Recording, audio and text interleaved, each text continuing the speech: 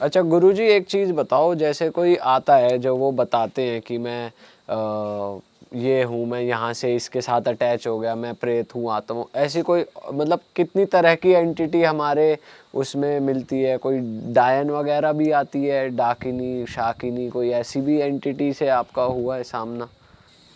हुआ मेरा सामना कहो या उतार तो हमने किए हैं, मेरा सामना तो कम होता है। हाँ, इस चीज़ में कम हुआ सामना, पर उतार मैंने किए हैं इन चीज़ को। जैसे एक लड़का भी हॉस्टल में था नैनीताल, तो वो बेचारा सूखते जा रहा था दिन पे दिन कमज़ोर हो गया, बहुत पतला हो गया। डॉक्टर ने कहा ब्लड नहीं बन रहा है और जॉन्डिस है, पीलिया है, इसमें ये है, इन्फेक्शन है लीवर में, कई चीज़ें। एक बार उसको मेरे पास लाए, मैंने उसको ऐसी बभूति लगा दी गोलू महाराज की। मैंने कहा उनके नाम की हम बभूति लगा रहे हैं, देखो फ़ायदा हो गया तो आप फिर दोबारा आना, नहीं तो हम क्या कर सकते हैं। तो उसको फ़ायदा हुआ। तो उसके बाद वो रोटी वोटी भी खाने लगा, सब कुछ फिट हुआ। तो फिर मैंने चौकी लगाई, उसको बिठाया सामने पे, जागरण भी था, प्लान सब बनाया था हम लोगों में। ये होता आराम लग गया था, फिर जागरण की शुरुआत होती है। जागरण था, कई लोग बैठे थे। तो जब हम खेलने लगे, हमारे पास गोलू महाराज की और गंगनाथ जी दो हुए हमारे पास, दोनों का जब अवतार हुआ तो एक मेढक का रूप दिखा हमें। मेढक का रूप दिखा तो वो ही मेढक बन के उसके बाथरूम में रहता था। एक अच्छा, बाथरूम में रहता था। अब वो पता नहीं, उनने कहा पता नहीं ये है ऐसे, क्या है क्या नहीं है। तो मैंने उससे पहले कहा था कि तू एक तागा बांध देना जब ये तुझे वो ये कहता था कि मेरे पास एक रात को एक वाइट कलर की उसमें एक लेडी जाती है और बैठती है, बातें करती है। अब क्या है क्या नहीं था ये मुझे नहीं ज़्यादा पता। मैंने कहा तू जो भी आती है उसके तू एक डोरा बांध देना। तो उसने पैर में डोरा बांधा, उसके पैर में डोरा बांधा, धागे की रील छोड़ता रहा तो बाथरूम तक पहुंच गया। सुबह देखा तो मेढक के रूप पे वहाँ था। तो वही मेढक के रूप पे मेरे पास आई, तो जब हमने खेले तो वो कहने लगी कि मैं, और रूप बदलने लगी। कभी आंखों से ब्लड निकाल देना, कभी मुंह से जीभ से ब्लड निकाल देना, कभी बालों को फैला के खेलना, इस टाइप के खेलने लगी। फिर हमने बहुत कोशिशें करी। चिमटे हम लोग डालते हैं चूल्हे के अंदर, चिमटा डालते हैं, लाल करके हम लोग चाटते हैं उसको। जब हम लोग पे देवता खेलते हैं उसको चाटते हैं, फौड़ी डालते हैं। और गौमूत्र हमारे यहाँ पवित्र होता है, हम किलो के हिसाब से पी जाते हैं उसको हम, वो एंटीबायोटिक भी है से, और किडनी के लिए फ़ायदे के लिए। अब देखो उनने बता रखा है कि ये अच्छा है और एंटीबायोटिक है, इससे फ़ायदे हैं। और वो किया, फिर उसको खेल के उसको अवतारित करवाया, अवतारित करा के फिर माफ़ी मांगी उसने, फिर अपना रूप धारण किया। फिर उसको हमने जार में बंद करके ऊपर से कील मार के फिर शमशान में 3 फीट नीचे दबवाई। तो वो दिन है, ये दिन है। वो लड़का अभी ठीक है, फिट है। और अभी अब वो कहता मैंने अब तो नहीं कोई मेढक आ रहा। बोला नहीं पंडित जी अब कोई नहीं आती मेरे पास। तो गुरुजी, जो आप कह रहे थे मेढक रूप बदल रहा है, वो आपके जब आप ध्यान में थे तब आपके सामने था या वो उसी बच्चे नहीं, के रूप जब हमने जागरण शुरू करा, जब ढपली बजी, जागरण हुआ, अंगीठी जली और चारों तरफ से उसको घेरा गया, उसको भागने का मौका नहीं दिया कहीं से भी। उसको हमने चारों तरफ से दरवाजे बंद नहीं करे, खाली घेर दिया उसको। अपनी उससे हमने अपनी मंत्रों से घेर दिया। मंत्रों से घेरने के बाद वो हिल नहीं पाई कहीं को, तब उसने अवतार लिया। नहीं तो कभी वो छुप जाती, कभी कहती मैं देवी हूँ, कभी कहीं मैं ये हूँ, कभी कहीं वो। बहुत देर में जब जागरण लग के चिमटा अंगीठी में डाला, जब लाल करके हम लोग चाटने लगे, तब जाके उसका अवतार हुआ। तब जाके बोली कि मैं ये हूँ और मैं यहाँ से आई हूँ और मुझे ये अच्छा लगा, मैं पहले ये थी वो थी। उसे सारी अपनी बातें बताई। बताने के बाद मान भी गई और हमने उसको कोई नुकसान नहीं पहुँचा, बाइज्जत हमने उसको रिहा कर दिया। और कसम रसम करवाते हैं हम लोग उसकी, जैसे मोमटनों में है फांसी दिलाते हैं, बड़ी सरकार इनकी होती है बदायूं मेरठ, वहाँ पे दिलाते हैं। पर हमने ऐसे नहीं, हमने उसको अपने हिसाब से, अपने मंत्रों से उसको हमने जहाँ पहुँचाना है वहाँ हमने उसको पहुँचाया। आप कसम दिलाते हो कि दोबारा तंग नहीं करेंगे? नहीं, कसम नहीं होती है, कसम नहीं होती है, मंत्र से ही बंधन होते हैं, उसका हिस्सा दिया जाता है। जैसे कई लोग बलि देते हैं, मैंने बलि तो दी तो है पर मैंने करवाई नहीं अपने हाथ से कभी। जैसे खिचड़ी देना है और उसके साथ पंचफल, पंचमेवा, पंच मिठाई और ये चीज़ें दे के उसके कीलें गाड़नी पड़ती है, उसकी क्रिया होती है, उसको बंधन करके कि दोबारा किसी पे अटक ना करे। अच्छा। और गुरुजी जैसे और भी पावरफुल ये नेगेटिव एनर्जी होती है, ऐसे कहा जाता है मसान हो गए या छलावा हो गए, ऐसे किसी से भी पाला पड़ा मसान तो हर जगह पे है, जैसे क्या बेताल घाट के मसान है कि वहाँ पे, और ब्यानधुरा पे मसान है, वो संगलों से बांधे हुए हैं। वो कहते हैं जब करवटें बदलते हैं तो संगलों की आवाज़ आती है। और जिन पे ये देवता कई प्रकार के, जैसे जिन पे ये चीज़ें आती हैं, ब्यानधुरा बाबा हैं और ये बेताल विक्रम, ये चीज़ें आती हैं, उनके सामने ये चीज़ें तो टिकती नहीं हैं। और भी शक्तिशाली देवताएं हमारे उत्तराखंड में एक से एक हैं, बहुत बड़े बड़े हैं, जो आमने सामने परिचय भी कर देते हैं, बता भी देते हैं हमें और भगा भी देते हैं। उत्तराखंड में कितने प्रकार के देवी देवता हैं जो बहुत पावरफुल है? उत्तराखंड के जो देवी देवता है वो काफ़ी पावरफुल हैं। उनके आगे राजा महाराजा पीर पैगंबर कहो या कोई किसी की नहीं चलती उनके आगे। काफ़ी शक्तिशाली और अजमाए हुए हैं ये। जो मांगो वो मिलता है, जो चाहो वो मिलता है। जो किसी ने, जैसे एक बार देखो यहाँ अंडमान निकोबार में पानी का जहाज़ डूब गया था, तो बटालियन थी ये वाली पानी वाले, क्या बोलते हैं इनको, जो पानी वाले होते हैं, नेवी है, नेवी वाले। तो उनने डूबने लगा तो उनने कहा अगर आपके कुमाऊं पे कोई देवी है तो उसको पुकारो, तो तब हमारा यहाँ से उद्धार होगा।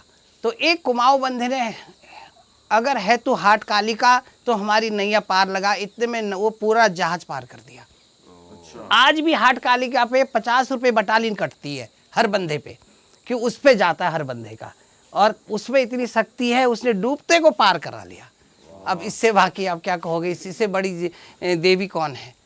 इतनी शक्तिशाली देवियां हैं, जो मांगो वो मिला। इनका ज़्यादा बड़ा मंदिर नहीं है, इनकी कृपा और इनकी महिमा इतनी ऊंची और इतनी आगे है कि परिक्रमा जितनी करो, जितना कहो वो भी कम है। गुरुजी, आपकी जैसे आपके शरीर पे देवी देवता प्रवेश करते हैं, तो आपके क्या नियम है, आप थोड़ा बता सकते हो अपने रूटीन और नियम के बारे में? आपको क्या क्या फॉलो करना पड़ता है और अगर नहीं करा तो क्या दंड मिलता है आपको?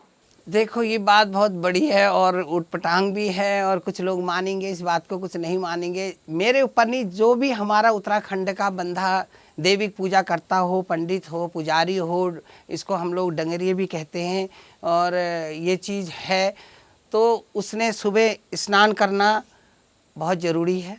हालांकि स्नान तो सबके लिए ज़रूरी है, पर ये पूजा पाठ वालों के लिए बहुत ज़रूरी है।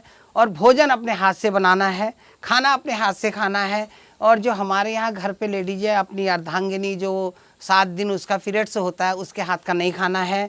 5 दिन तक उसको किचन पे नहीं घुसना है। 7 दिन तक घर पे जोत नहीं जलेगी। जिसकी अगर अर्धांगिनी पीरियड से है तो उसका पति भी अशुद्ध माना जाता है, वो भी पूजा नहीं कर सकता है, और उसको घर से अलग रखा जाता है। और अगर जो इस नियम का नहीं कर, और सूतक हो गया, सूतक बोलते हैं कि मौत को, बिरादरी जो मुंडन वाले होते हैं, उसमें अगर किसी की एक विकेट गिर गया तो 45 दिन तक वो लोग पूजा पाठ, मंदिर पे जागरण, घर पे न प्रसाद ले सकता है, न दे सकता है, न पूजा कर सकता है। तीसरी चीज़ है हमारे यहाँ नातक। नातक बोलते हैं 22 दिन का होता है। अगर बिरादरी में बच्चा पैदा हो गया तो उसने उसके नियम पे रहना है, वो भी पूजा नहीं कर सकता है। घर पे चिराग नहीं जलेगा, शुद्ध वातावरण पे रहना, मंदिर वगैरह वगैरह जाना उसका मना होता है। ये अगर वो ना करे, इस चीज़ का परहेज ना करे, तो उसके ऊपर स्किन पे जो बीमारियां, चर्म रोग जिसे कहते हैं, जैसे दाद है, खाज है, खुजली है, इन्फेक्शन हो जाना है, और फोड़े फुंसी वगैरह निकल जाते हैं, और बहुत सी बीमारियां हो जाती, बुखार भी आ जाता है, आंख लाल हो जाती है, कई चीज़ें। ये बिल्कुल ऑनलाइन है। आज अगर आप इस चीज़ को आजमा लो, जो भी हमारे डंगरिये पुजारी गुरु ये चीज़ें हैं, इसका परहेज ना करें तो दूसरे दिन ही इसका आप रिजल्ट देखिए। तब हम लोग को भोजन भी बाहर का किसी के द्वारा बना हुआ नहीं खाना है, अपने हाथ से भोजन बनाना है। जल तक हमने ग्रहण नहीं करना है किसी के पास का। अच्छा, ऐसा भी होता है गुरुजी, जैसे आपके पास कोई आया, उसके ऊपर कोई नेगेटिव एंटिटी या नेगेटिव एनर्जी थी, और फिर उसको आपने ठीक कर दिया, उसके बाद भी आप उसको कुछ नियम कानून दे रहे हो कि तेरे को अब ये फॉलो करना है, उसके ऊपर भी आप कुछ उपाय डालते हो? नहीं, जब वो चीज़ छोड़ दी तो फिर तो आम आदमी है, उसको तो फिर आज़ाद है, फ्री है, वो तो हिंदुस्तान आज़ाद हो गया ना। फिर तो उसको कोई किसी की दबाव उसके ऊपर कोई बाधा या कुछ वो नहीं, आप कुछ नहीं रही। हाँ, दोबारा से वो कहीं कोई दूसरी चीज़ है, वो चीज़ नहीं पकड़ेगी उसको, वो हमारी गारंटी होती है, वो चीज़ नहीं पकड़ेगी। और उसको आप कुछ धागा या कुछ देते हो ना कि ना कोई ना, धागा पास ही धूगा ना हम आए? नहीं बांधते, धागा धूगा कुछ नहीं, ना धागा ना, हाँ ये हमारे इसमें जनेऊ होता है, जनेऊ जरूर पहनना होता है, और धागा धूगा हम नहीं बांधते। वो तो धागा ये तंत्र मंत्र वाले, तांत्रिक वाले, जिनने क्रिया कर दी होती है, जैसे किसी की प्रॉपर्टी बस में कर देना है, किसी की जायदाद बस में करनी है, वो मंत्र करके पैसों का बिजनेस करके अपने आप पे वो कर देना, बोला है हाँ तुम्हारे सारे काम बना देंगे, आप ये करो वो करो, धागा बांधो, लौंग बांधो, और इधर इधर को वो करो। ये नहीं, लौंग हमारा कोई खर्चा नहीं है, सिर्फ एक राख मैंने बताई, हम एक बभूति उसको बोलते हैं, राख से ही सारे काम करते हैं, सारे काम राख ही करता है, सारे काम राख से शुरू होते हैं, राख से समाप्त होते हैं। जब कोई आपके पास आता है गुरुजी, तो आप पहले उसे राख लगाते हैं, अगर उसके अंदर कुछ होता है तो वो आपको सामने आ पहले जाता हम है? उसको साफ, पाक उर्दू का शब्द है पाक, तो हम उसको साफ करते हैं, जैसे उसके हाथ पांव धो के आओ, उसके बाद गौमूत्र गंगा जल इससे हम उसको पवित्र करते हैं, सर पे छींटा मारा या पिलाया, ठीक है। तो वो तो अगर तभी खेलने लग जाते हो? जी, उसमें दो होती है। अगर हिंदू धर्म की हवाई भी कई प्रकार की होती है, हिंदू धर्म में भी है, सिख धर्म से भी है, ईसोवासी से भी है, और ये मोमटन शक्ति अभी वो हवा कहते हैं, ऊपरी हवा का कहते हैं। अगर वो मुसलमान शक्ति है या हवा है तो वो गौमूत्र नहीं लेगा, तो उससे हम पहचान कर लेते हैं कि ये हिंदू नहीं है, ये दूसरे धर्म का है। उसका उपाय हम दूसरे हिसाब से करते हैं, वो हम नहीं बताएंगे। और वो गंगा जल भी अवॉइड करते हैं? नहीं लेगा गंगा जल, और हमारी जो चीजें से हम पवित्र होते हैं उससे वो लोग नापाक हो जाते हैं, जिससे हम पाक होते हैं तो उससे वो लोग नापाक हो जाते हैं। उस चीज से हम ये पहचान कर लेते हैं कि हमारे पास अभी कौन सी शक्ति चल रही है, हिंदू चल रही है या सिख चल रही है या मुसलमान शक्ति है, क्या आ रही है, हम उससे पहचान इसी से कर लेते हैं। और कई जगह एक बार हुआ था, एक लड़का था, इधर रैखाल बोलते हैं गाँव में, छोटा सा गाँव है, वो लड़का 6 में पढ़ता था, तो वो कभी पागल हो जाना, डंपर चला देना, कभी घर पे मार तोड़ करना, कभी कुछ भी, मतलब ऐसी हरकतें करने लग गया, ऐसी हरकतें करने लग गया। तो उसके बाद कई जगह घुमाया, डॉक्टर ने देखा, किसी ने साई को बोला बरेली ले जाओ, डॉक्टर आजकल तो दवाइयाँ देते ही हैं हर चीज़ का। अब बुरा तो डॉक्टर को भी नहीं कहना चाहिए, हमारी फैमिली से भी कई डॉक्टर हैं, उनसे कहते हैं कि वो डॉक्टर तो मर गया, नहीं कहते हैं सीवॉइस डेथ नहीं बोलेंगे, वो बोलेंगे कि सांस लेना भूल गया है, ठीक है। डॉक्टर ने तो सीधे कहना है कि सांस लेना भूल गया। तो वो उसने कुछ भी दिया, उससे फ़ायदा नहीं हुआ, तो लास्ट में मेरे पास लाए, वो अभी भी है बच्चा, लाए, बातें करी, तो उसके बाद हमने जागरण का प्लान लगाया, वो बभूति पे नहीं आया, हमने जागरण का प्लान लगाया। उसमें जो थे, हम लोग 3 थे, एक गोलू महाराज के गुरु थे, एक गंगनाथ जी के गुरु थे, एक देवी माता जो हमारी है उसके गुरु थे, लेडीज़ थी, बुजुर्ग माता थी। जब चौकी लगाई, उसको बिठाया गया, तो वो हमारी मजाक बनाने लगा, बोला कि ये कौन है, क्या है, ऐसे क्यों बिठा दिया, और हमें क्यों बुला दिया, हमें क्यों बिठा दिया, ऐसे मजाक बनाने लगा। जब मैंने कहा गाय गौमूत्र का छींटा मारो, जागरण शुरू करो, तो उसने वहाँ उधम मचा दिया कि तोड़ फोड़, उठाना बैठाना सब कर दिया। तो फट पकड़ लिया उसको लड़कों ने, हाथ पे भी नहीं आया, जबरदस्ती। फिर जब देवियाँ प्रकट हुई, तीनों देवता खेले, तो वो साइड हो गया, वो हाथ जोड़ने लगा। फिर खुद पूछा, उसके ऊपर गंगा जल वगैरह डाला, तो सिकुड़ गया, ऐसे सिकुड़ गया, एक दीवार पे चिपक गया, जैसे कि इस पे कोई चीज़ है ही नहीं, वो बिल्कुल ऐसा बन गया, निर्जीव। तो फिर पूछा गया तू कौन है, तो तब उसने बताया कि मैं इरफान हूँ। तो कहाँ से, नाम बताया, मुझे आज भी याद है उसका नाम, इरफान। तो कहाँ से आया, बोला जिस पेड़ के नीचे इसने बाथरूम करी, वहाँ पे मैंने फांसी खाई थी। इतनी बड़ी बात उसने, तो वहाँ से मैं इसके पीछे आ गया, और ये इसको मैंने सब कुछ कर रखा है। वो कव्वालियाँ गाने लग जाता था, डंपर चलाने लग जाता था, ऐसी हरकतें करता था कि जैसे कि अब हम कह नहीं सकते, मतलब एक छोटा सा बच्चा था वो, मतलब बड़ों से भी ज़्यादा एक कातिल की तरह हरकतें करता था, जैसे एक कातिल होता है। तो उससे बचते थे, माँ बाप पेरेंट्स से परेशान हो गए। तो फिर लास्ट में पूछा तो क्या चाहता है, चलो ठीक है, इसने कर दिया, अब इसका उपाय भी तो है, बता तो दिया हम लोगों ने, या इसने बता दिया, इसका उपाय क्या है। उसने कहा कि इसका उपाय क्या खाएगा। अब उसने ऐसी चीज़ बताई जो चीज़ हम दे नहीं सकते, उसने बता दिया कि मैं ये चीज़ खाऊंगा। हमने कहा भैया कहाँ से लाएं, 1-8 किलो होता तो कहीं से ले आते। मैंने कहा भैया हमारे बस की जो चीज़ है वो बता। फिर वहाँ एक काठगोदाम है, वहाँ से यहाँ से 22 किलोमीटर चोरगलिया से हल्द्वानी, तो काठगोदाम थोड़ा 1-2 किलोमीटर ज़्यादा है, ये नैनीताल निकलती है रोड सीधे, पुल से पहले एक मज़ार है, बोले उस मज़ार पे लेके जाओ। तो मैं उसको वहाँ लेके गया, तो वहाँ पे खड़ा किया, उसके पेरेंट्स थे, मैं था, मेरे साथ और भी गुरु माताएं थी। गए तो उसने, हम दूर खड़े हो गए, हमें तो कोई नियम पता नहीं था उनका क्या है क्या नहीं है। तो उसने वहाँ जाके, मैंने कहा भैया तू जो भी है तू यहाँ पे उसके वहाँ जो उनके मस्जिद के वो गुरु थे उनको बुलाया। उनने जैसे उल्टे पैर धोए, उल्टे करके मुंह धोया, ऐसे उल्टे हाथ धोए, बोला मैं जा रहा हूँ, कसम खा, और वो कुरान के ऊपर हाथ रखा, फिर एक हरी रंग की चादर दी, अगरबत्ती की वो पैकेट दी, और एक इत्र होती है लोगों की, इत्र दी उसमें, और गुलाब के फूल दिए, और कसम करवाई, और वो फिर छोड़ दिया उसने। बोला हमें गोश्त के पैसे दे के जाओ। वो गोश्त के हमने पैसे दिए, हमें पता नहीं गोश्त क्या है क्या नहीं, हम तो जानते नहीं है। बोले इसी चीज़ के लिए हम तर ये जाएंगे। उसी ने डिमांड रखी है ये डिमांड अंदर? उसी ने रखी, हमें नहीं पता गोश्त क्या होता है क्या नहीं होता है, तो इसीलिए मैंने कहा कि हम बता नहीं पाएंगे जो चीज़ उसने मांगी।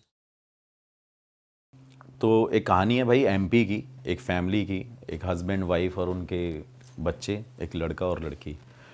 सो भाई क्या होता है, वो मतलब गरीब होते हैं, हर कोई गरीब ही होता है, पहले धीरे धीरे कमाता है।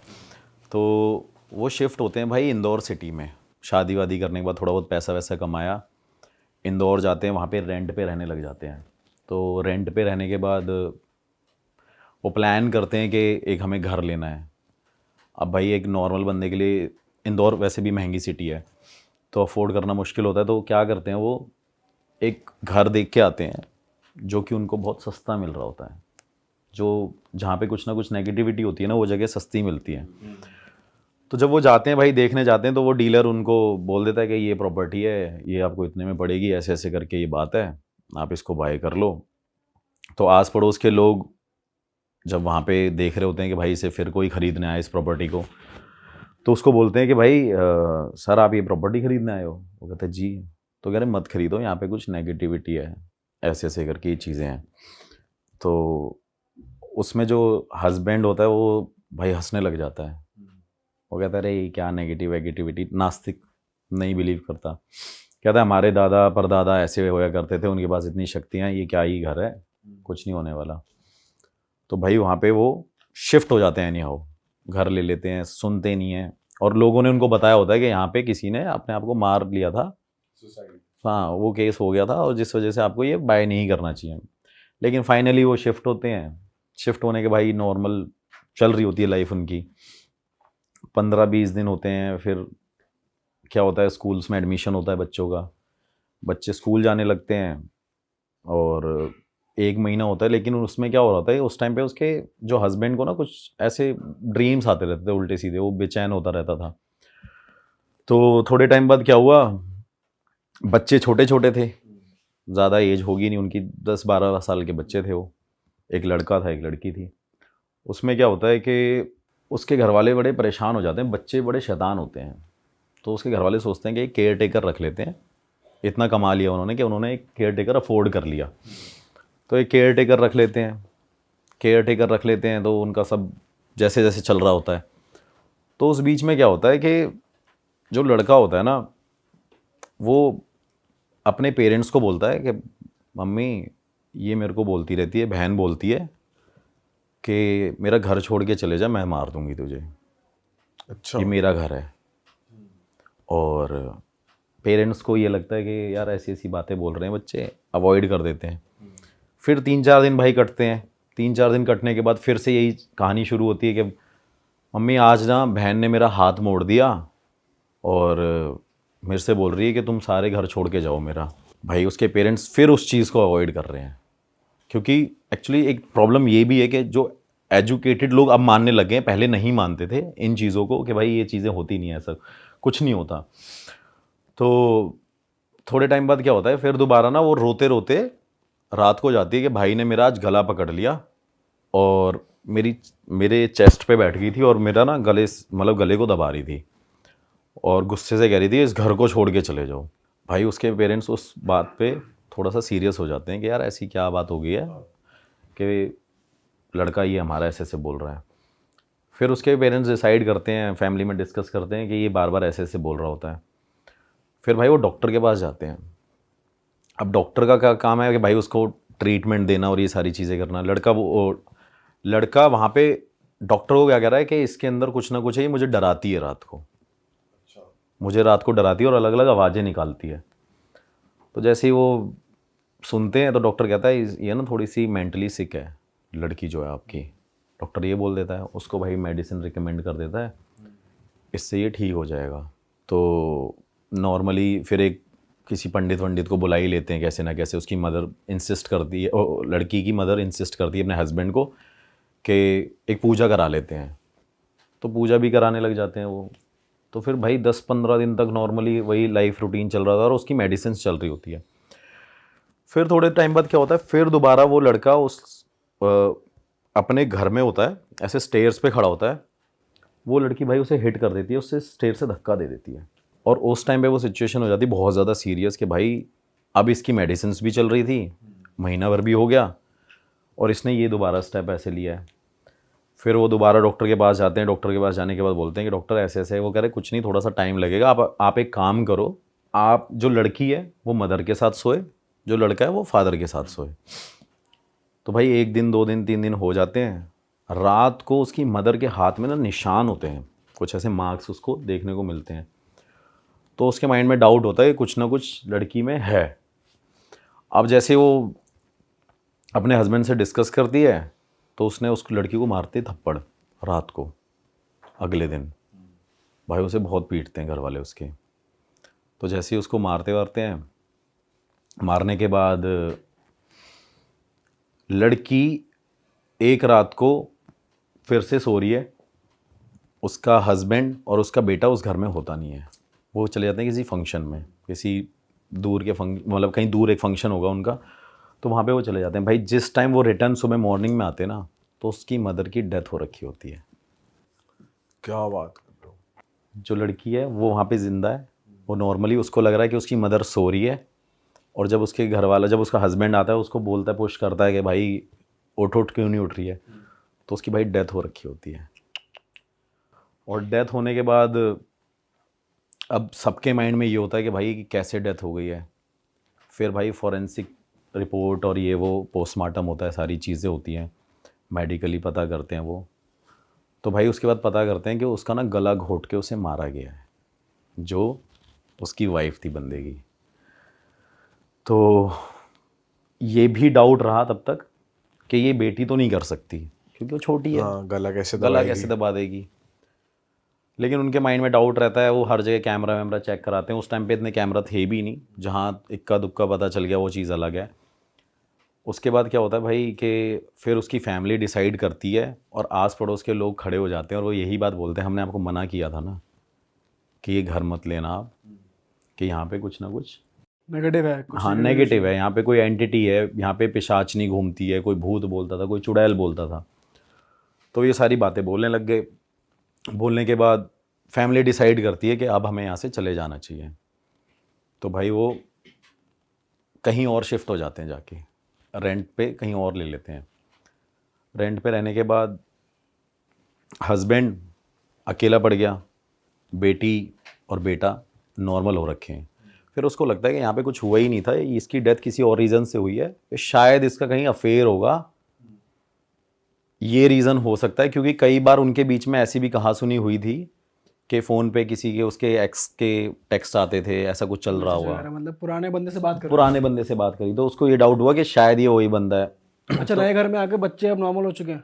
हाँ बच्चे नॉर्मल हैं, बच्चे कुछ नहीं है। लेकिन वो उसके माइंड में डाउट आया कि शायद इसका कुछ पहले से सीन उन्होंने पकड़ा होगा हस्बैंड ने वाइफ में, कि गांव का कोई था, उससे चक्कर चल रहा होगा, ऐसी ऐसी चीज़ें होंगी। तो भाई जैसे ही वो नॉर्मल रहते हैं, सारी चीज़ें चलती हैं, वो उस लड़के को पकड़ के ले आते हैं जिससे बात होती थी। अच्छा। तो भाई उससे पूछते हैं, भाई पुलिस वाले लेके जाते हैं उसको, वहाँ पे उसको पीटते हैं, मारते हैं, सारी चीज़ें करते हैं। वो कहता मैं तो यहाँ पे था ही नहीं। फिर वो कोर्ट में केस फाइल होता है, मतलब एक डाउट केस हो गया है जो भी है, कि ऐसी ऐसी चीज़ें हैं।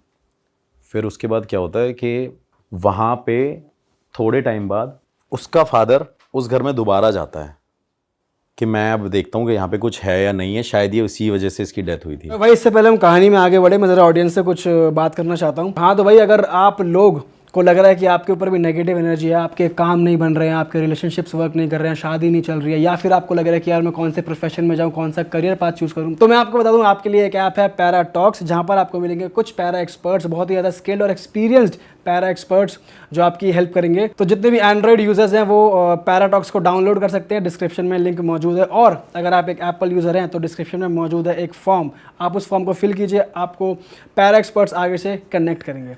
तो चलिए स्टोरी में आगे बढ़ते हैं। हाँ भाई। तो भाई डेथ होने की वजह से वो दोबारा वहाँ पे जाके रहने लगता है, लेकिन उनको फिर वो नेगेटिविटी फील होती है और फिर वो 2-3 दिन बाद घर छोड़ के वापस आ जाते हैं। तो उसको फाइनली कंफर्म हो गया कि यहाँ पे कुछ है जो हमें भगाता है और जो मेरी बेटी बोलती थी।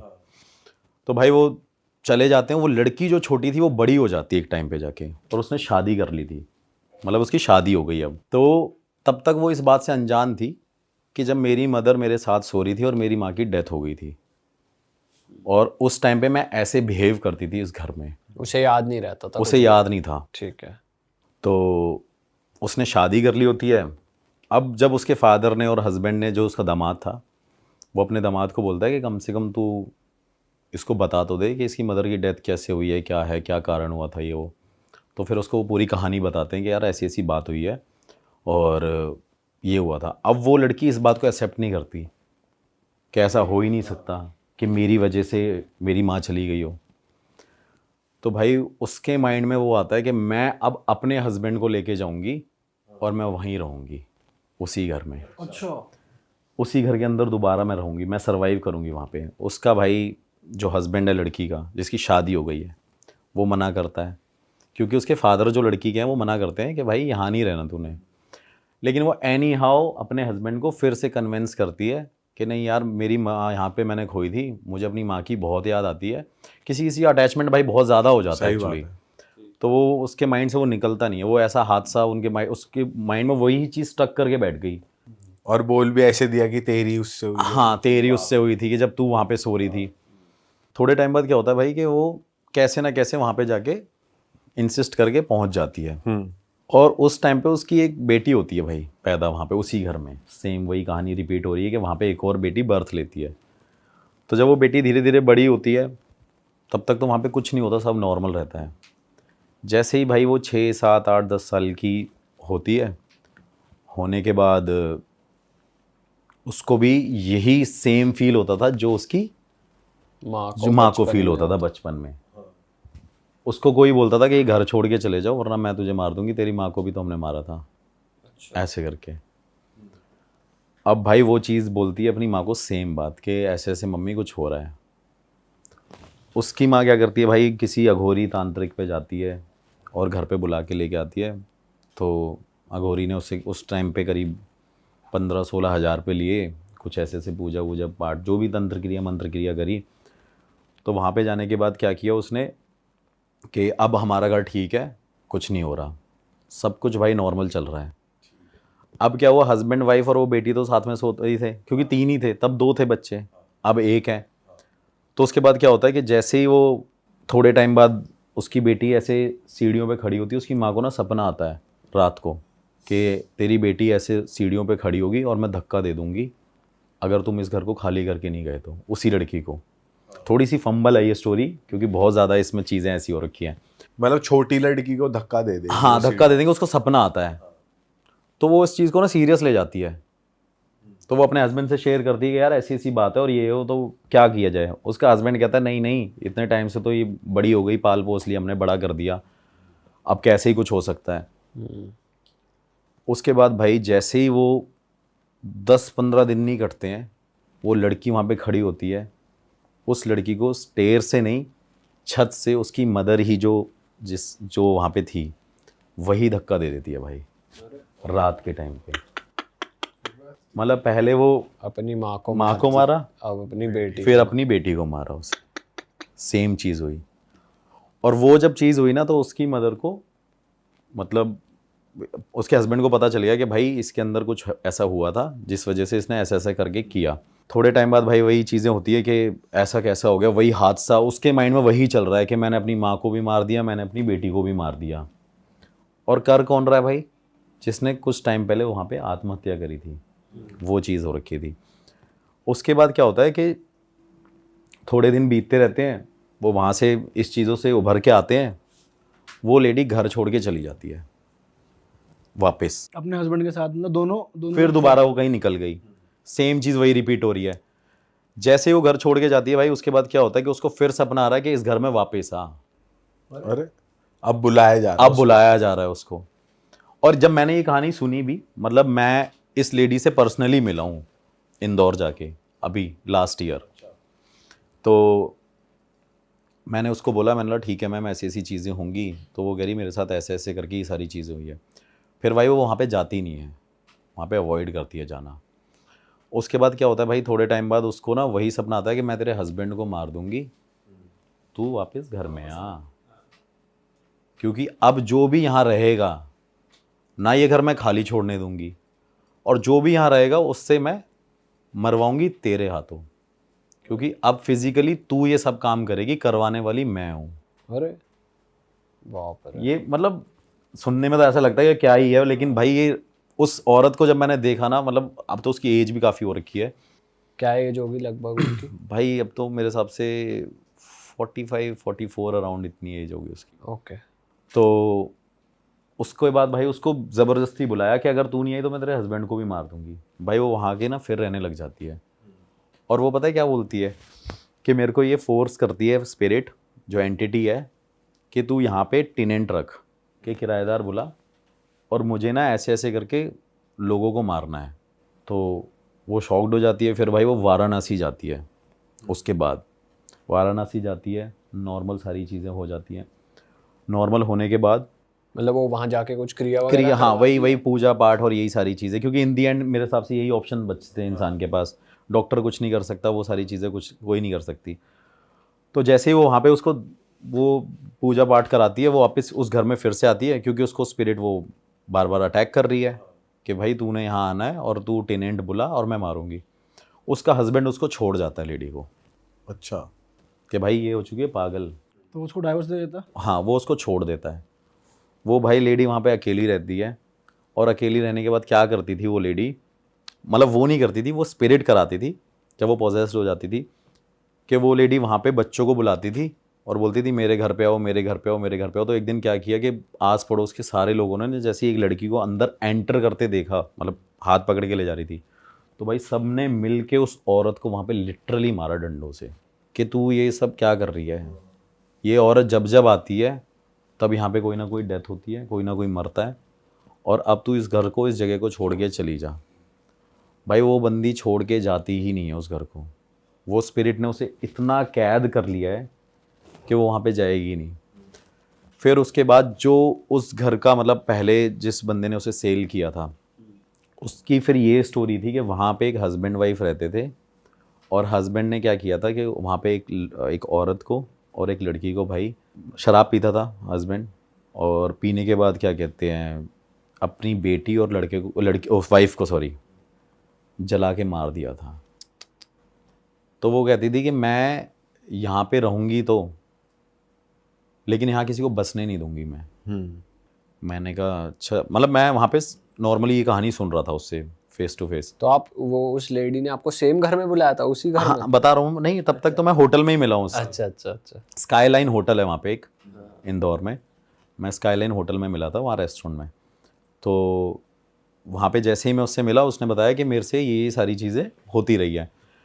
फिर उसको ये ड्रीम आ रहा है कि भाई अब तू यहाँ पे ही रहेगी और तेरे को यहाँ से छोड़ के जाना नहीं है। घर वालों ने डिसाइड कर लिया कि भाई हमने इसे अलग कर दिया, फैमिली ने छोड़ दिया, आस पड़ोस वालों ने कर दिया। भाई उसने अपने आप को कैद रखा उस घर में। फिर जाके जब वो मेरे को मिली थोड़े टाइम बाद, जब उसने अपना पूजा पाठ दोबारा किया, पता नहीं मेहंदीपुर बालाजी, ऐसा कोई भाई मतलब दरबार नहीं था जो उसने ना छोड़ा हो। और उसके बाद भाई उसने क्या किया, लेडी ने मुझे उस घर में बुला लिया कि आपको इस घर में इन्वेस्टिगेशन करने आना है। भाई डर तो मेरे को भी लग गया कि यार यहाँ पे तो अगला नंबर मेरा तो नहीं अगला है, नंबर मेरा ही नहीं है। लेडी छत से धक्का दे कि दी। भाई ये मेरे को ही धक्का दे दे। लेकिन मैं अब 3-4 लोगों को अपने साथ लेके गया कि फॉर अ सेफ्टी रीज़न आप घर के बाहर भी रहना, एक छत पे भी रहना बंदा, एक मेरा कैमरामैन और मैं वहाँ पे थे। ये स्टोरी उसने मुझे 1 साल पहले बताई थी। अभी 4 महीने पहले मैं वहाँ पे इन्वेस्टिगेशन करने गया था। अभी तक मैंने वो स्टोरी और वो वीडियो भी नहीं पोस्ट करी इस चक्कर में। और जब भाई मैंने वहाँ पे ये सारे सवाल पूछे अपने गैजेट के थ्रू कि आपको किसी ने मारा था और ऐसे ऐसे करके ये सारी चीज़ें जो हो रही हैं, क्या ये करने वाले आप ही हो? तो स्पिरिट के आंसर थे भाई हाँ। गैजेट में दिखाया आपके प्रॉपर? हाँ, प्रॉपर दिखाया कि भाई ये मैं ही हूँ जो मैं कर रही हूँ। मैंने उससे पूछा कि आप इस घर को छोड़ के नहीं जाओगे? अगर नहीं, आप इस घर में हर एक इंसान को मारोगे जो यहाँ पे रहने आएगा? वो कहती हाँ। भाई अब वो लेडी वहाँ पे साथ में थी। जैसे ही वो लेडी, भाई इतनी सारी चीज़ें चल रही हैं और ज़्यादा टाइम नहीं हुआ शाम को भाई, क्योंकि डर तो था ही। मैं तो 9-10 बजे इन्वेस्टिगेशन कर रहा था, अंधेरा पूरा डार्क तो था ही, बड़ा सा घर था थोड़ा सा। और थोड़े टाइम बाद क्या हुआ भाई, उस लेडी ने मेरे को डिवाइस के ऊपर ही धक्का दे दिया बहुत तेज। और अच्छा, मतलब पीछे से उसने मुझे बहुत तेज हिट किया अरे तेरी। और भाई मैं वो वहाँ पे गिर गया हूँ सामने। तो मेरे कैमरामैन ने उसकी तरफ देखा और वो कैमरामैन को कह रही है, ऐसे पकड़े कह रही है, तू घर छोड़ के चले जा। अगर ये घर छोड़ के तू नहीं जाएगा ना तो जितने लोगों सबको मार देंगे। और भाई मैंने वहाँ पे उसको, लेडी को मैंने ऐसे करके, मैं वही अपना गुरुजी का मंत्र और वो सारी चीज़ें करने लग गया। मैंने वो अपना निकाला धागा जो पॉकेट में था, मैंने ऐसे पकड़ के रखा। तब तक वो लेडी नॉर्मल, हाँ। कुछ नहीं है वो, और वैसे भी नॉर्मल थी वो, लेकिन उसने उस मीन टाइम पे वो हरकत करी है। फिर वो एकदम ठीक हो गई? वो ठीक थी, मतलब धक्का दिया और उसको पकड़ा और जैसे ही हमने उसे देखा तो वो एकदम नॉर्मल हो गई है। और वो लेडी भाई लिटरली रो के नीचे ज़मीन पे बैठ के कह रही है मुझे इससे बचा लो, ये सामने खड़ी हुई और ये मेरे को बोल रही है इनको मार। अच्छा, वो किसी एक खाली जगह पॉइंट आउट कर रही है? खाली जगह पॉइंट आउट कर रही है, कह रही है ये देखो सामने, ये मेरे को बोल रही है कि इनको मार दे और यार चले जाए, इनको बोल दे यहाँ से चले जाए या इनको मार दे। भाई मैं उस टाइम एकदम ब्लैंक हो गया। मैंने उस तरह देखा और मैं ये भी देख रहा हूँ कि मेरे को मेरे गैजेट पे वो सारे आंसर्स मिल रहे हैं, लेकिन अब ये क्यों चाह रही है वो। फिर जैसे ही भाई मैं जैसे ही उस घर से एग्जिट किया, मैंने सबको बुलाया, मैंने बाहर चलते हैं। बाहर जाने के भाई बाद उसने, बंदी ने डोर क्लोज किया अपना। वो बंदी भाई उस घर से ही नहीं निकली। मैं उसे फ़ोन करता रहा, उस बंदी ने फ़ोन भी नहीं उठाया। मैंने नेक्स्ट डे फ़ोन किया, मैं नहीं निकला। फिर मैं इंदौर से अपने वापस होटल में आ गया जिस लोकेशन से। फिर लोकेशन से आने के बाद भाई मैंने उसको फ़ोन किया। वो कह रही कि स्पिरिट कह रही थी कि तूने उसे जाने कैसे दे दिया। अरे मैं शॉक्ड हो गया। मैंने बोला यार ये तो बड़ा ही अलग चक्कर है।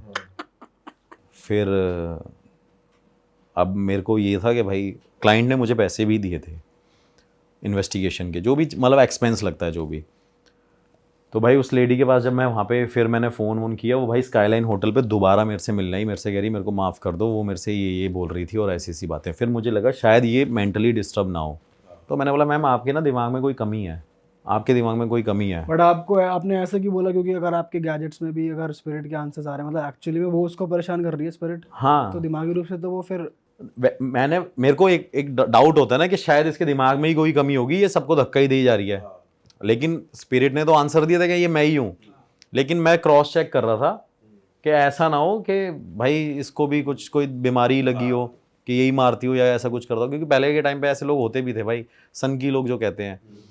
तो उसके बाद मैंने जैसे ही भाई वहाँ पे उसको बोला कि आपके दिमाग में, वो भाई साहब मेरे को फ़ोन पे अपने सारी दिखा रही, कह रही मैंने अपना इलाज करा लिया है पूरा।